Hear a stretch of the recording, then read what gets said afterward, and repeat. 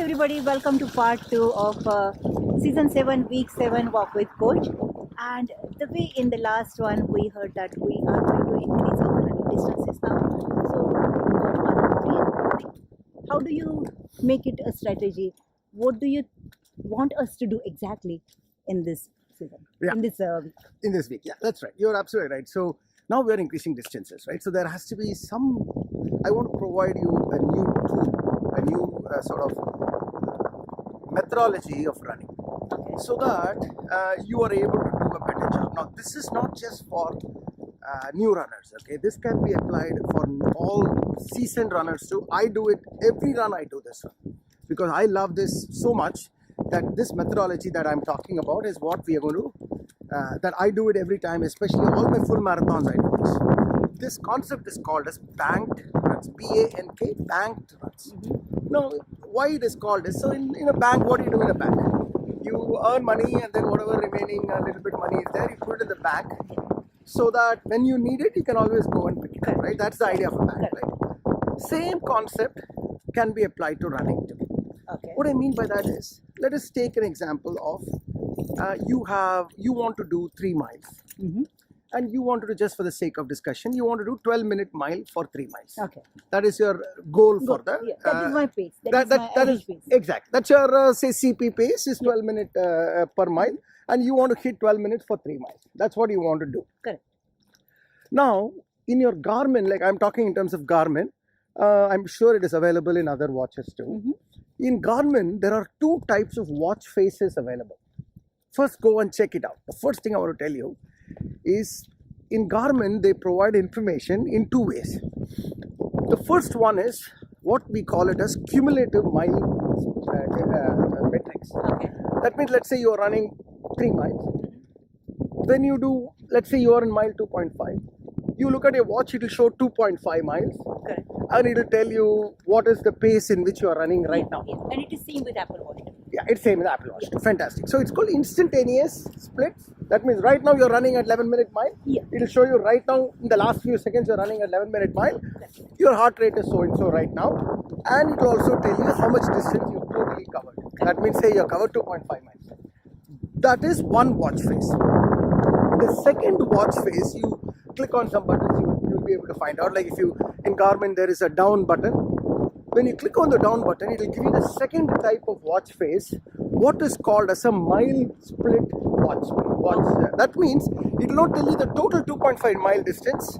It will tell you what is happening in this mile. Okay, so the speed of this mile, how I'm running. Exactly, just this mile. Okay. That means, let's say in the same example, 2.5 miles, it will show you 0.5 miles, because in this mile you have done 0.5 miles. Yeah. It will not show you 2.5, and it will not show you instantaneous pace. It will show you what is called as a cumulative pace. Okay. That means at 0.5 miles, what is your average pace that you have done till now? Okay. For the entire 2.5 miles. No, for that For the 0.5 miles. miles. Okay. That is what is called mile split metric. Okay. So the watch is basically looking for that mile only. That mile only, cumulative. That Okay. means for the Cumulative. last 0.5 miles, you ran a 12-minute mile. Correct. Or when you go to 0.7 miles, you'll say in the total of 0.7 mile, you are running at... What is your pace basically? So it's not instantaneous. Yeah. That's the difference. Why I'm explaining this to you is, this is what you will be using for your banked runs. Okay. So the idea here is, when you're doing banked runs, in my example I said, right, you want to do 3 miles, 12-minute pace every mile. Now when you start running, your brain is like, oh my God, I have to run 3 consecutive miles at 12 minutes. It suddenly gives you tricks. You know, it says that, hey, this body, this part is paining. Just the thinking makes our brain exhausted. That, Exactly. Oh my God. Or it's too much. 3 consecutive miles. How can I run for 3 miles? Yeah. You know, some people might have to run for 8 miles. So my 8 miles of continuous running, I can't do this. Brain is giving you all kinds of tricks. So you have to trick the brain back. Yeah. This is a constant tug of war between your brain and yourself. Yeah. So how you do that is through banked runs. Okay. You say that, you know what, I don't want to do 3 consecutive miles. But no. So just work. So you don't have to go. I'll give it to you. I'll go to the other side. That way we don't have to focus on. So what I was saying is, I don't have to give 3 consecutive miles. I will only run 1 mile. You tell your brain. That means I run for 0.9 miles and then I'm going to walk for 0.1 miles. So basically your brain will not think about those things, and your brain is looking for that, okay, the rest is coming. Brain is only thinking about, I just have to run for 0.9 miles because I'm going to get some rest. Right? So brain is not thinking, I have to do 3 miles. You try this out. Yeah. So you are basically telling your brain that I'm going to do banked runs. That means even though I have only 12-minute goal, what I would do is I will run at 11:45, slightly faster than my goal. For 0.9 miles. So what happens by the time I reach 0.9 miles, I have actually run faster than my target pace, right? So I have some extra seconds in my bank that I can rest, I can walk slowly and still manage that 12-minute pace. Okay. This is what, so by the time I finish my mile, so what happens is by the time I come to 0.9 miles, my cumulative mile watch face is showing me that I've run at 11:45. Correct. Because So I told you the cumulative watch face, so right? you have that 15 seconds in your bank. I have my 15 seconds in my bank. So when I start walking now, that 11:45 will slowly become, the cumulative speed will become 11:40, 48, 11:50. So I keep watching at it. So I keep walking and slowly keep watching, and I look at, when it becomes 12, I start running. And if you're good at it, by the time it becomes 12, you've finished the mile also. Yeah. So, or in other words, you finished the mile at 12 minutes, but you had a bank of 0.1 mile where you took some rest. Perfect. This strategy of taking in between rest but also executing on your plan is how you are fooling your brain to saying that it is not a 3-mile run, it is only 1-mile run that you're doing. And then once you got your 0.1 mile rest, when you start again, your brain is thinking, okay, I just have to run for 0.9 miles. Okay. You know? So let me ask you, so when Yes. you see these things that if my average pace is 12, Yeah. and because I want to do my bank run, I will be running at 11:45. Yeah. So do you always give these kind of like 15 seconds only, or it depends? It depends me? on you. Great That question. If I can go 11:30, can I? Exactly, because you'll get a longer bank.